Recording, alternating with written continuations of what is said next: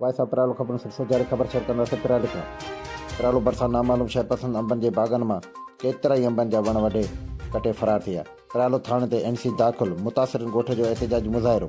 ॻोठ अलादाद बुर्दी वासी अलाह जुड़ियो ऐं अल्ताफ़ हुसैन बुर्दी जे अंबनि जे बाग़नि मां नामालूम शइ पसंदि जवाबदार राति जे ऊंदाईअ में बाग़नि जे बीठल अंबनि जा वण वॾे फ़रार थी विया।